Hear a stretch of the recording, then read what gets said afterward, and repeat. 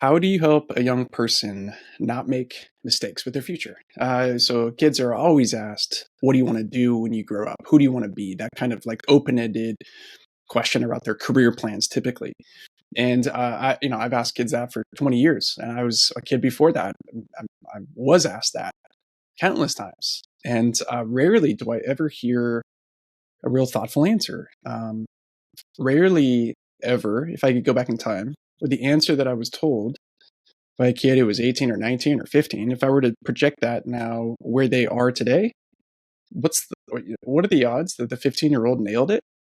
I think the rare exception is probably teacher. I want to be a teacher. I'm going to be a teacher. Maybe doctor, maybe attorney. But honestly, the only one I could really stands out to me is the young people that want to become teachers and end up going to do it. Everyone else is either making it up or figuring it out. And if the folks at Gallup are right, most people get it wrong. Most people end up, when it comes to their career, which affects the entire part of their lives, would say that they're disengaged, discouraged, not motivated, unfulfilled in the work that they do. In other words, they chose poorly. That question that goes back to when they're young, what do you want to do? Who do you want to be? They were not given the opportunity to answer that question in a real big way. So we're going to go through a series to talk about actually it's more than that, the mistakes that young people make when they are trying to figure out that question. They're trying to go about the process to answer it. And this might be something, these short episodes, the articles going along with it might be perfect for you to share with the kids or students in your life. The first one is this. One of the biggest mistakes young people make is listening to external voices. External voices, other people's opinions about who they are and what they should do. And typically that sounds like a parent who gives input, pretty deliberate input about, let's say, where the jobs are or what you need to do is. And here's the warning. Here's the warning up front. Research has proven that people who are pursuing goals that are not concordant, not aligned to the inside of who they are, their values, their desires, their ambitions, their personality traits.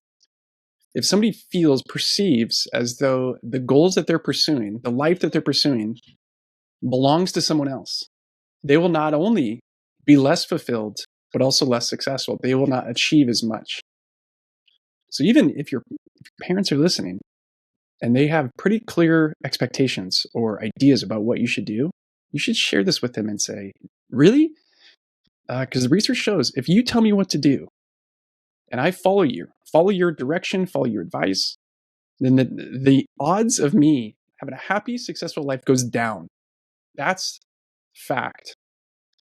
So listening to external voices is the number one mistake that people make when it comes to making decisions about what they do, where they go, and how they choose to live their lives.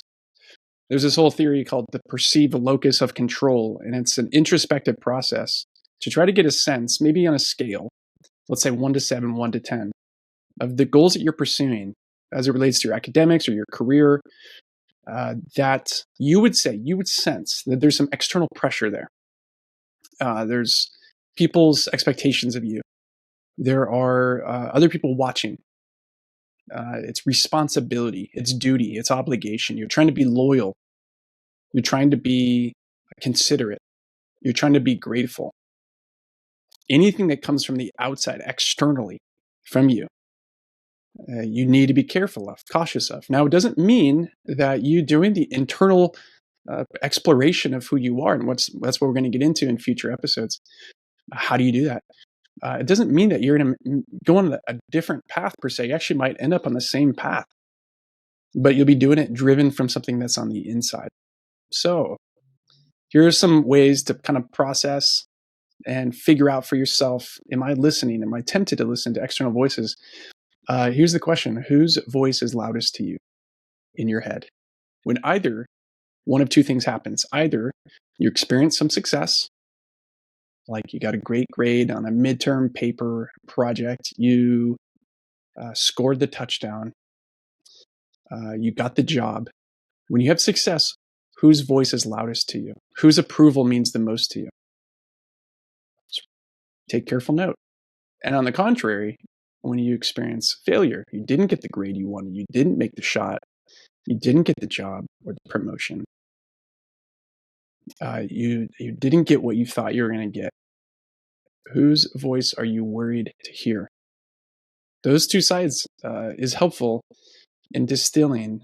If you have external voices that are ringing loud in your ears, it doesn't mean they're bad voices, doesn't mean that they're voices you need to shun. In fact, what we'll get into in future episodes is how to invite people to give their feedback about you, but done in such a way that's productive, not distracting.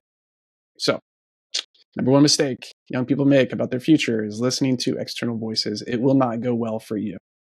It just won't, or as well as it could have, if you had learned to listen to your inner voice. Scott Schimmel here, another episode of the YouSchool podcast. See ya soon.